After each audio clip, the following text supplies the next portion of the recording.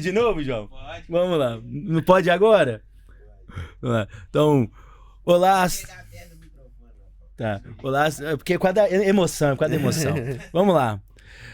Muito bem-vindos e bem-vindas ao podcast Projeto Saber Livre, também conhecido como Cast Livre, carinhosamente apresentado por mim, Antônio, professor de Geografia do projeto. E hoje temos aqui meu querido Elvis, colega, parceiro e apresentador também. Boa noite, Elvis, tudo bem com você? Bom demais, meu querido. Bom dia, boa tarde, boa noite, caros ouvintes, né? Estamos aí começando mais um podcast nesse nosso projeto aí, né? E hoje esse piloto a gente queria apresentar, né? Falar um pouco do projeto, né? Sim. Apresentar como as coisas... Talvez apresentar um pouco nosso trabalho, nossa trajetória dentro da educação, que é o assunto principal que a gente vai abordar aqui dentro do podcast, e de como surgiu a ideia, né, do lance do podcast. Bom, eu sou professor de biologia, formado pela UFMG, licenciado pela UFMG. Estou na área da educação, acho que aproximadamente 10, 12 anos por aí. E aí tem uma história engraçada que eu sempre conto para os meus alunos em relação à minha trajetória dentro da educação.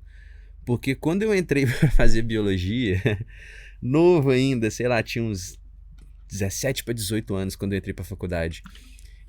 Eu tinha muita certeza de muitas coisas que eu queria fazer, ou melhor, né? Eu não tinha certeza do que eu queria atuar dentro da biologia, sabia que tinha um campo muito vasto de possibilidades. Mas uma coisa eu tinha certeza que eu não ia fazer, que era ser professor. E aí não deu certo, não deu muito certo. Mas eu lembro que eu fui estudar numa faculdade Newton Paiva, tive professores muito bons né, de algumas disciplinas que conseguiram me convencer a ser monitor, participar do processo seletivo de monitoria e tal. Aí comecei a dar monitoria e aí alguns colegas falavam que eu conseguia simplificar de certa forma o que o professor falava em sala de aula, que eles tinham dificuldade de entender da forma que o professor explicava e conseguia entender comigo, assim, né? Até que esse professor me chamou para falar isso, eu achei que eu ia receber uma bronca, e ele falou assim, não, você não quer ser meu monitor não? Porque eu acho que você conversa bem com os alunos, com seus colegas. E aí ele falava, e aí, já pensou em ser professor? Não, que isso, jamais, nunca. Depois dessa experiência, que foi inclusive bem interessante, eu fui trabalhar com educação ambiental, e aí sim, foi quando a coisa realmente começou a mudar de figura. Fui chamado para um processo seletivo no zoológico, e fui pra lá achando que eu ia trabalhar com bicho e descobri que era bicho mesmo, mas era bicho, gente e filhote. Crianças da escola integrada, né, da prefeitura de BH. E no início, né, nunca tinha trabalhado com crianças pequenas, mas enfim, rapidinho eu me adaptei, comecei a gostar muito e daí pra frente foi para a UFMG, fazer licenciatura e já, né, direcionar o curso todo para a licenciatura e ver que não, é isso mesmo que eu quero fazer, quero dar aula, quero trabalhar com educação. É óbvio que não é só isso, né? Existem outras habilidades ocultas dentro desse ser, dentro desse humilde professor, mas gosto muito, estou satisfeito pra caramba, né? E vejo a educação como um processo emancipador do ser humano, assim. Eu acho que o conhecimento é uma das principais armas que a gente tem para conseguir mudar a nossa realidade, assim, né? Então, acho que a gente tem que lutar por isso. É verdade. Não, e educação é tudo, né? Eu me recordo que eu não queria ser professor também, né? Minha história é parecida, é diferente, mas é parecida. Na verdade, eu ia fazer ciências da computação. Nada a ver. E um dia eu trabalhava no centro de BH, ali no shopping e tal, e minha avó morava perto. E aí eu sempre visitava minha avó e tal. E um dia tomando café com ela falou, vai estudar não, menino? Ah não, vó, tô com 20 e poucos anos, quero estudar, mas acho que eu vou fazer ciência da computação. Você não vai fazer ciência da computação. Você vai fazer outra coisa. Você gosta de falar com pessoas, você ensina bem, você conversa bem. Eu acho que você tem que ser professor. Vai fazer uma coisa nessa área. Aí eu fiquei com aquilo na minha cabeça, pensando, aí fui fazer vestibular. E na época tinha federal, eu falei, não, vou fazer uma faculdade particular mesmo, tal, e fui fazendo no UniBH. E aí fiz geografia. E gostei de geografia por quê? Porque quando eu peguei a ementa do curso, tava lá, licenciatura, que é licenciatura? Nem sei o que é isso. Bacharelado, educação, era meio ambiente, geoprocessamento, geopolítica, economia. Eu falei, pô, é meu curso. Tudo que eu gosto é isso, né? E fui fazer. E aí passei, comecei a estudar, foi com minha avó, agora tô fazendo geografia e tal. E aí tem coisas do destino, né? Destino por quê?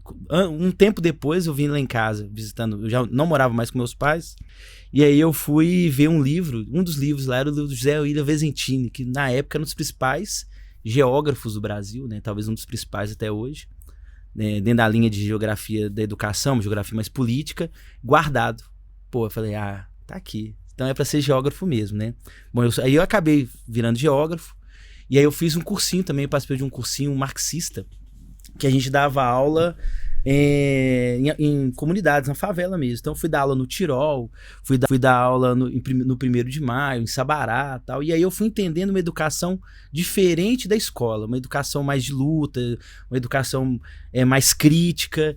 E aí quando eu comecei a ver o resultado de alguns alunos também conseguindo fazer faculdade, conseguindo FIES, conseguindo ProUni, eu fui, eu acho que esse caminho é um caminho muito interessante. Também eu consegui trabalhar com bacharel, porque eu também sou bacharel em geografia, e aí o meu curso acabou sendo 90% bacharelado e 10% licenciatura. E a atuação? E a atuação totalmente licenciatura. Mas foi importante, porque a maneira de dar aula, o bacharel, quando ele tem os 2 cursos, você dá diferente. Sim. Eu sou encantado com o professor de pedagogia. Pô, você olha o cara de pedagogia, ele vê um negócio, nossa, que dá pra preparar uma aula incrível. Eu não, eu já vejo a natureza, o ambiente, isso dá pra fazer uma aula, mas não sou tão prático, né, tão material quanto o cara da pedagogia. Mas as coisas fluem, né? E estão acontecendo até hoje. Tanto que sou professor vai fazer já uns 14 anos. Sou professor, e aí eu acho que a grande sacada na minha carreira como docente foi ter virado professor do Estado. Sim, eu acho que essa experiência de ter contato com educação pública, e aí pensando aqui no nosso estado de Minas Gerais, né? Pensando nos professores que dão aula para o estado, eu acho que deve ser nas escolas da prefeitura também, mas eu penso, né, por conhecer pessoas que atuam tanto no estado como na prefeitura, que nesse caso não é o meu caso, né? Eu trabalho só na rede privada e em cursinhos, cursinho preparatório para Enem, né, e vestibulares. Mas eu já ouvi relatos de que, pelo menos na PBH, na Prefeitura de Belo Horizonte, você tem sei lá, as escolas são mais heterogêneas. Você vai encontrar escolas em regiões que são escolas, assim, excelentes, né? Que, óbvio, não quer dizer somente em relação à estrutura da escola, mas também por receber alunos que não são de bairros que talvez sofra com tanta questão de vulnerabilidade social, né? Que eu acho que é o que a gente enfrenta em sala de aula, né? A escola pública, ela te dá uma opção, um leque de possibilidades gigantesca. Você tem aluno desde que tem uma classe social diferente da outra, uma melhor, vamos dizer assim, economicamente do que outra. Alunos que não têm uma boa qualidade de vida, mas que têm uma vontade de estudar. E alunos que estão passando por alguma questão psíquica, alguma questão econômica, e você consegue ver isso dentro da sala de aula. Então a sala de aula não é uma bolha, né? Quando você chega na rede privada, você vê uma bolha. É diferente, você tem diferentes cabecinhas ali, é heterogêneo, mas quando você está na escola pública, a sensação de quando você chega é tudo muito igual. As questões são outras, né? Mas as questões são outras. Então, e a educação, ela é outra. Sim. É uma educação diferente. Sim. Né? Porque você tem, às vezes, né? Eu fico pensando que a gente já conversou muito sobre isso, né? Em salas de professores, aí nos nossos encontros, né? Como que, às vezes, na rede privada, a gente tem alunos com um capital sociocultural maior, né? Mas que não necessariamente a gente consegue fazer um trabalho de uma educação que tem essa essência freiriana aí, né, de ser uma educação disruptiva, uma educação emancipadora, por várias questões. Enquanto na rede pública, talvez você tenha muito mais liberdade, né, de abordar esses assuntos com os alunos, Só que a carência desses alunos, elas são muito mais básicas, né? É a questão de condição econômica, condição inclusive alimentar, né? Sim. A pessoa não sabe se você vai chegar em casa e vai ter comida, né? Então, como que você vai discutir política com um aluno que não sabe se ele vai comer? Eu estou na rede pública há mais de 10 anos, 12 como professor designado, foi meu primeiro cargo há 12 anos atrás, eu fui designado uma vez, 2 na verdade, e esse ano faço 10 anos de rede pública efetivo. Tenho história de tudo quanto é jeito, desde coisa que dá muito certo, coisa que dá muito errado, e essa é a realidade. E eu tive a oportunidade de trabalhar em 2 comunidades, uma comunidade Palmital, então é bem carente. Conheço. Pois é, Palmital ali, Santa Luzia. E é muito legal do Palmital que eles não se acham Santa Luzia, né? Eles se acham mais Belo Horizonte do que Santa Luzia. Mas aí eu falo para outra hora. E trabalhei numa escola mais no interior também de Santa Luzia, que tem uma carinha mais de roça, assim, de interior, sim, mas que a urbanização chegou e transformou muito a cidade, o bairro, na verdade. Então, são várias situações, várias demandas e que a gente tá falando aqui de um jeito, fica parecendo que a escola pública é tudo lindo, maravilhoso. Não é, a gente tem que deixar muito claro, né, que tem muita luta, muita guerra ali dentro, né, o professor sofre bastante. Sim. Não sofrer na perspectiva professor e aluno, mas eu digo que é uma perspectiva da instituição, da Secretaria de Educação com o professor. É isso, cara, e eu acho uma coisa interessante, porque uma vez eu estava conversando com um professor, um grande professor de matemática, grande Walter, que somos amigos de profissão, de trabalhar juntos já tem alguns anos, desde 2019 que a gente trabalha junto. E ele também professor na rede pública, na prefeitura, e de uma conversa na sala dos professores, assim, e assim, todos os professores tinham mestrado. Então, assim, quando eu ouço pessoas falando mal da educação pública, né? Levando em consideração que existe uma diferença significativa das escolas estaduais, né? Que tem manutenção do Estado, para as escolas da prefeitura. E muitas vezes colocando escolas privadas como as que vão solucionar o problema, né?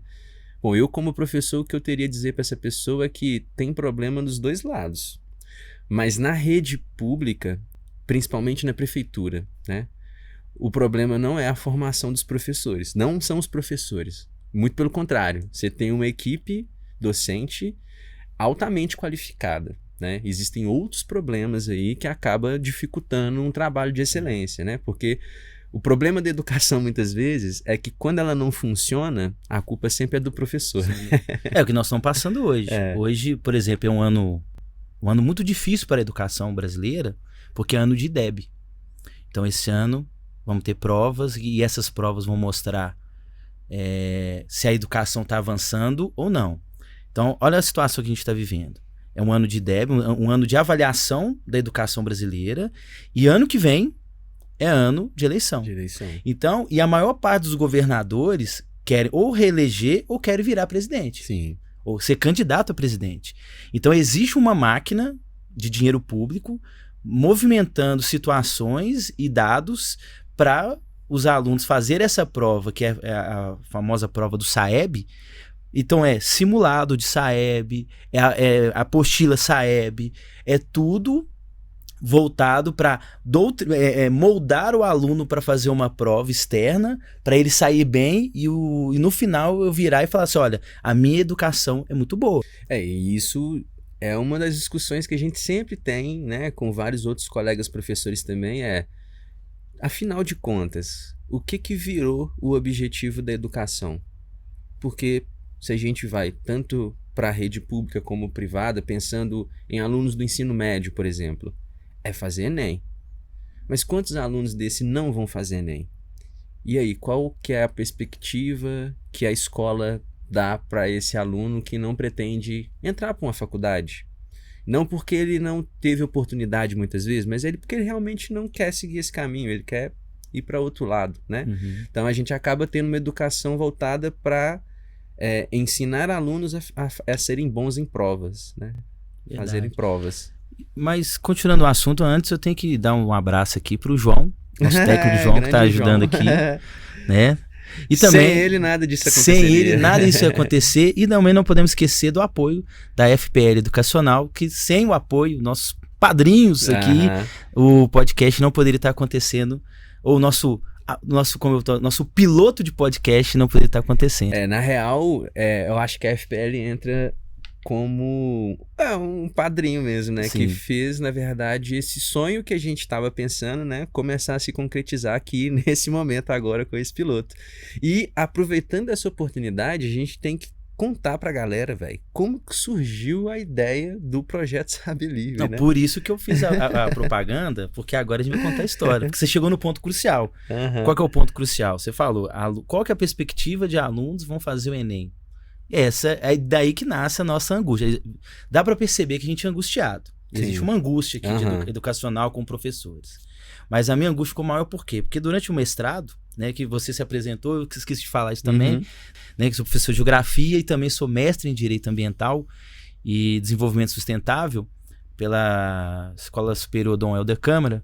E aí quando eu voltei do meu mestrado, né, eu sabia que ia voltar para a sala de aula, isso não era um problema, eu estava até feliz, porque eu saí como professor bacharel, ia voltar como mestre numa área que eu gosto tanto, que é a educação ambiental, que é o meio ambiente, tudo, o próprio direito ambiental que me surpreendeu bastante. E aí quando eu chego no terceiro ano, noturno, da escola, uns 20, 28 alunos assim, 12 pensavam em fazer Enem, isso em agosto. Só que eles tiveram aproximadamente, no máximo aí, 10 aulas de geografia. Por que 10 aulas de geografia? Porque a aula era sexta-feira, então o professor faltava. Estava tendo paralisação, então uma questão mais institucionalizada. O horário, por causa do novo ensino médio, o terceiro ano tinha só uma aula de geografia. Então imagina, enquanto uma escola particular, os meninos têm 3, 4 aulas de geografia, eles tinham uma. Então, aproximadamente 10 aulas. Então, na hora que eu cheguei naquela vontade toda, os caras estavam aprendendo fuso horário, uma coisa assim. E no planejamento, eles tinham que estar estudando globalização. Eu falei, não, que isso? Como assim? Tá atrasadíssimo. Não. Eu perguntei a galera, vocês estão estudando como? Professor, nós estamos usando o YouTube. Perfeito. Mas por que vocês não pagam uma plataforma, fazem uma vaquinha? O professor, tá muito caro. É caro, a gente não tem grana. Eu falei, não. E aí eu fiquei com aquilo, né? E aí o que eu combinei com eles? É o seguinte, não atrasem, a minha aula era 7 horas. Eu vou dar aula de 7h01 às 7h50. Nem chamada eu vou fazer. Vou passar uma lista, vocês assinam o nome aí, e vão pra cima. E aí toda sexta-feira, cara, eu tinha terceiro ano cheio. Então de agosto até novembro eu consegui.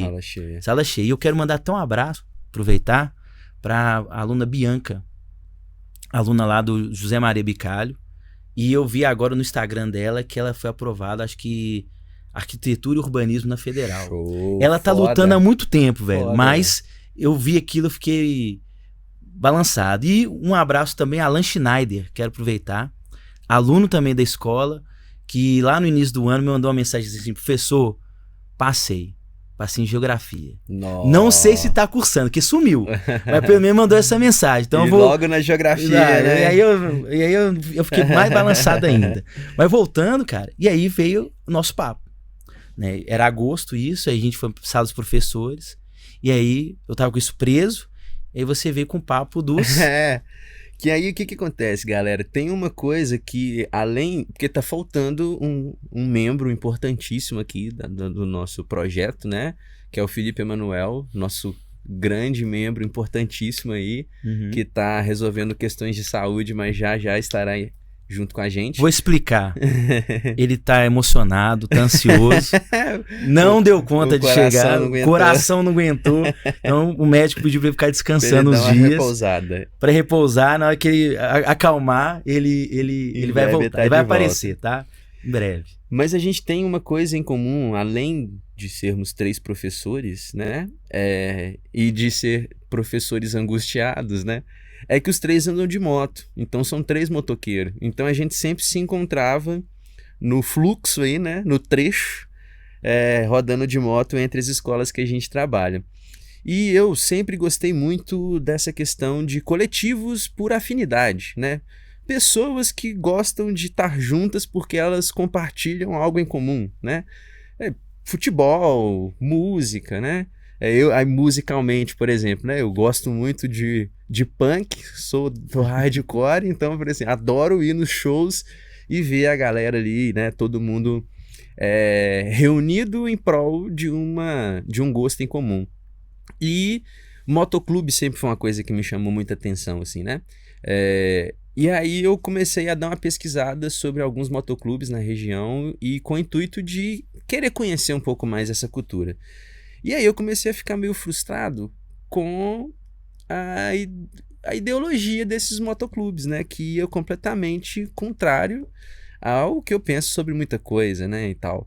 E isso começou a me deixar um pouco decepcionado. Aí é isso que chega esse momento que eu chego na sala dos professores, trombo com esses dois, com o Antônio e com o Felipe Emanuel, e falo, cara, eu tava procurando um motoclube, mas nos motoclubes todos que eu encontrei tem ideologias muito contrárias e tal, né? Nós vamos ter que montar o nosso próprio motoclube com a perspectiva progressista, né? Então vai ser um motoclube progressista. E aí eu lembro que o Felipe, eu acho que ele que falou na hora, né? Foi ele. Então tem que ter o nome do Paulo Freire, né? Aí ficou Paulo Freire do Asfalto. Aí ele manda um Paulo Freire do Asfalto. Paulo Freire do Asfalto. Pronto. A gente ficou um tempo nessa doideira, né, de Paulo Freire do Asfalto, pensando na ideia do motoclube, e veio essa demanda e as coisas começaram a ser repensadas. E ali a gente começou a conversar, tal, aí, vamos então gravar umas aulas. Sim. Aí investimos numa câmera GoPro, né, uma câmera de ação, e aí fizemos alguns vídeos, aí vi que tava dando certo, mas para ter essa estrutura toda, demanda... Lembra, galera, que a gente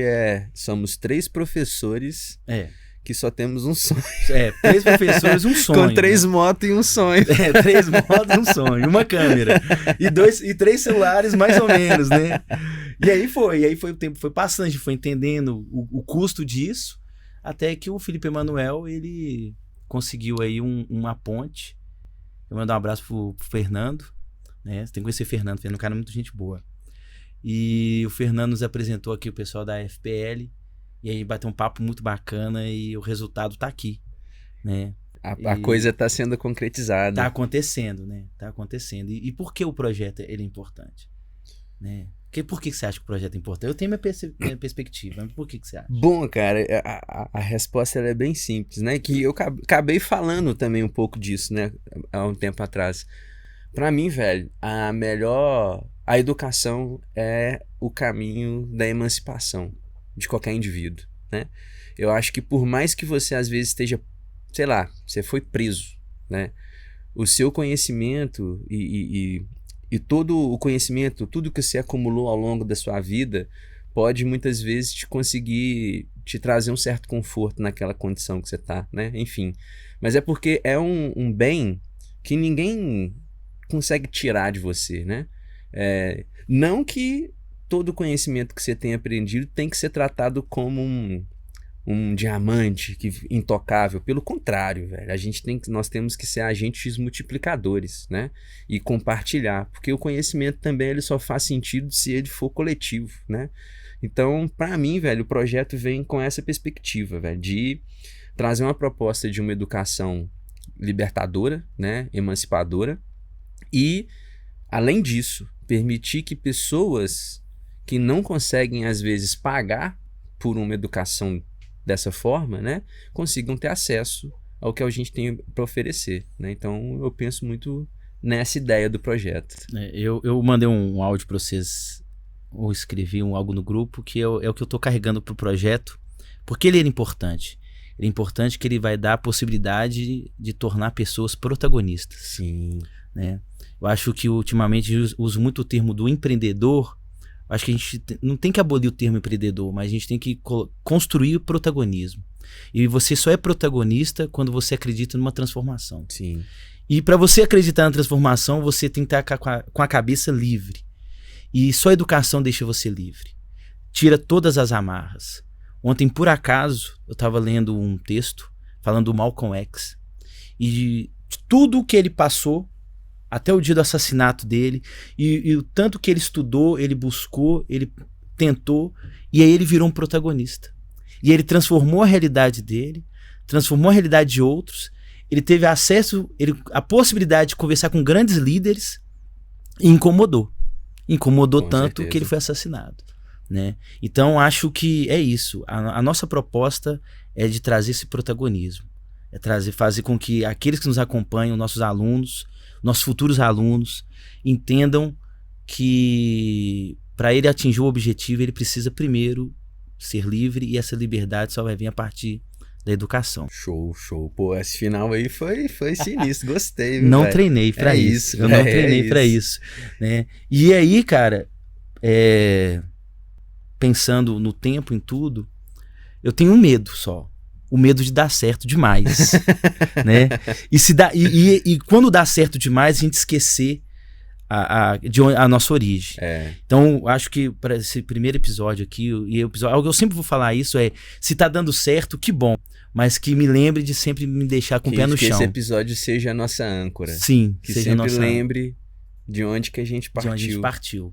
Porque a gente esquece de onde nós partimos. E nós não podemos esquecer jamais. E lembrar sempre do objetivo. Eu acho que uma coisa que é comum para mim, para você e pro Xará é nossa origem, né, cara? A gente veio de... Por exemplo, minha família, velho. Minha família Aí pensando na minha família, né? Tipo, as pessoas que têm mais contato, principalmente com a família por parte da minha mãe. É uma família negra, onde eu tenho um tio só, velho, que conseguiu cursar, fazer curso superior, fez engenharia, e na época, assim, pô, o negão sofreu, velho. Eram outros tempos, né? Essa semana mesmo, eu postei um stories de um cara, acho que o cara é MC, ele foi fazer um rolê na UFMG e ele tava embasbacado com um tanto de aluno negro, as pretas maravilhosas, os pretos maravilhosos. Ele tá assim, gente, o UFMG tá cheio de preto e tal, né? Bom, meu tio vivenciou uma outra época. E isso, inclusive, moldou muito o jeito dele ser hoje, assim, né? Mas pensando de uma família onde meus avós tiveram, acho que 7 filhos, e só um conseguiu concluir um curso superior, né?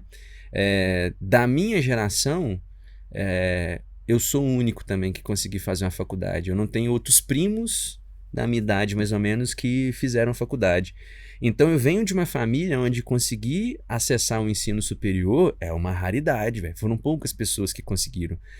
Agora, a mudança, ela é nítida, né? As pessoas que conseguiram acessar um curso superior conseguiram transformar a vida delas, assim, né? E um pouco de um assunto que a gente já tinha conversado anteriormente, né? Como que a educação permite que a gente consiga chegar a lugares que às vezes a gente nunca imaginou que a gente fosse chegar. Conhecer pessoas, conhecer lugares, né? Viajar, enfim, desfrutar de coisas que eu acho que todo mundo deveria ter o direito de desfrutar, mas infelizmente no mundo que a gente vive, nem todo mundo consegue ter acesso a isso, né?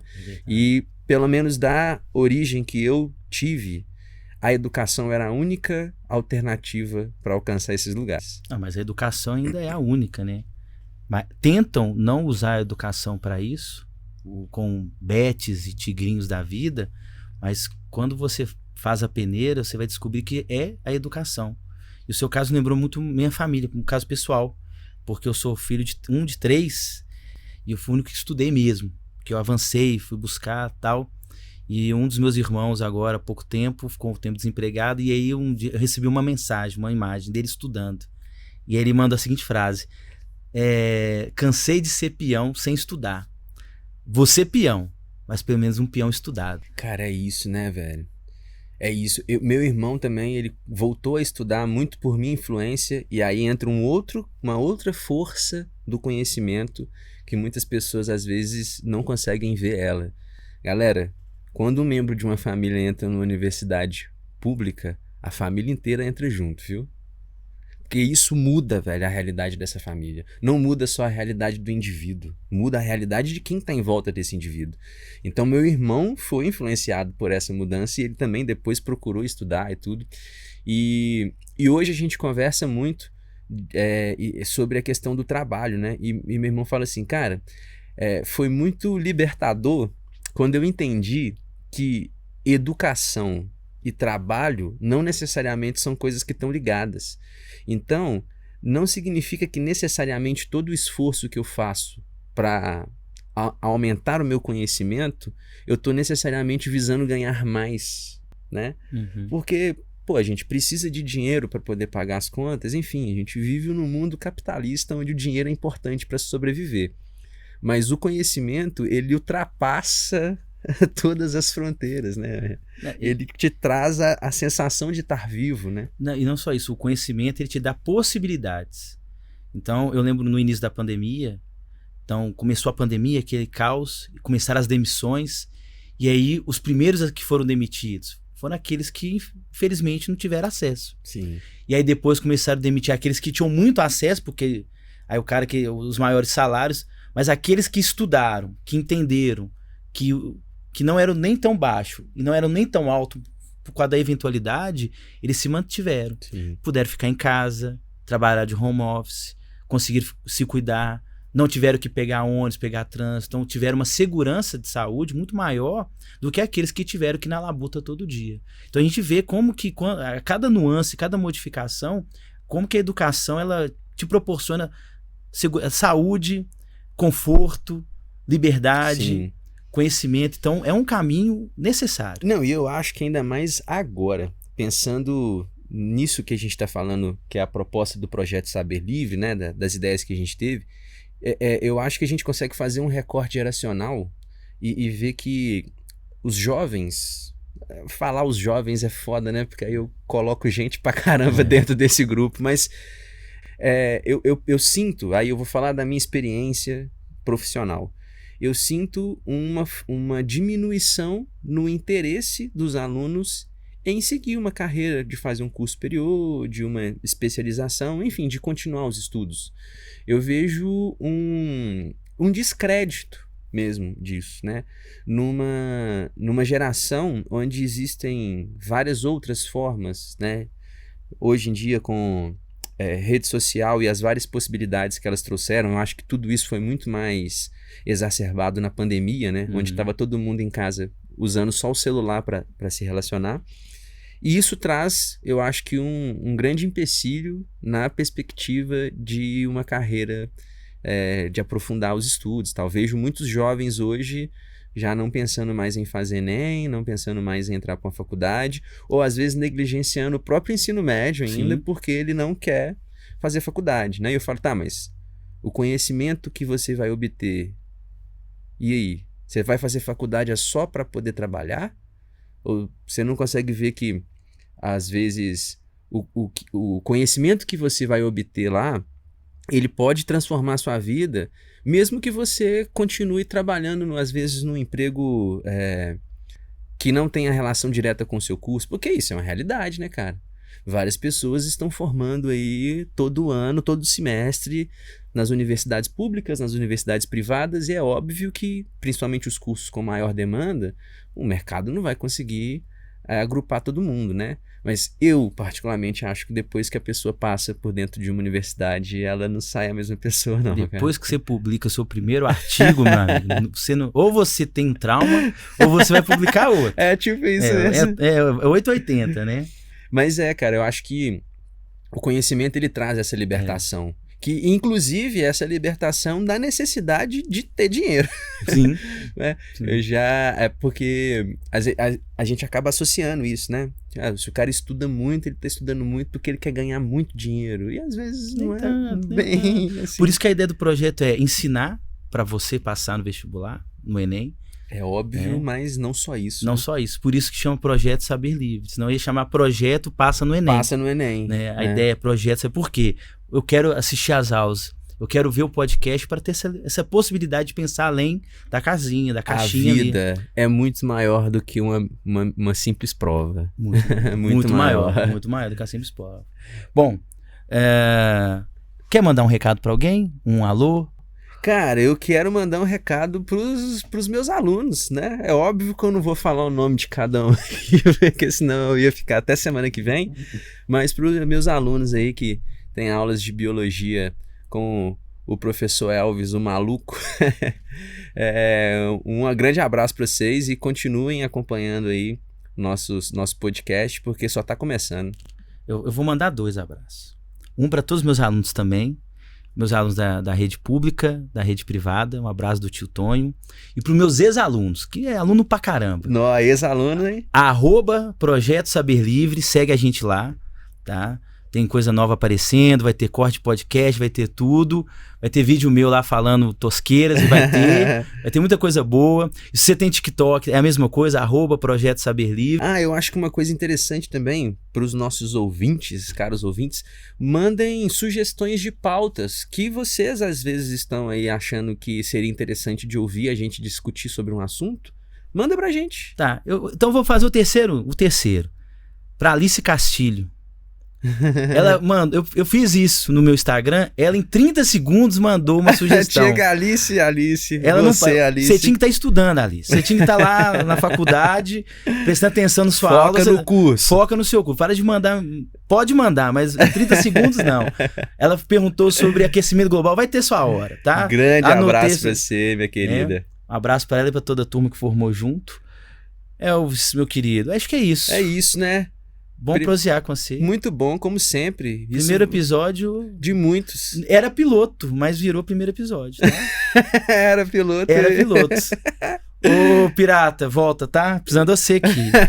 Sem o pirata, volta ia ter no rápido. mínimo mais 40 minutos de prosa. Isso é porque era 2, né? Porque se tivesse 3 aí... Não, era piloto. Não foi mais que piloto. Gostei. João, obrigado. Tá? João, valeu demais. Prometo trazer café na próxima, tá? Agradecer o apoio da FPL Educacional. Como tá? sempre. Obrigado pelo espaço e... Pessoal, você que é de Leopoldo, Matozinhos, Água Santa, vem cá conhecer. O lugar é lindo. Gostei demais desse prédio. Eu acho que é isso. Venha conhecer a FPL. meio do mato? É no meio do mato. Delícia, isso bom demais. É isso que é o legal, cara. Natureza. Você entra no meio, vai gostar, tá? Se você gosta de mato, vem aqui. O lugar é lindo, o espaço é maravilhoso. Venham conhecer, que vale a pena, tá bom?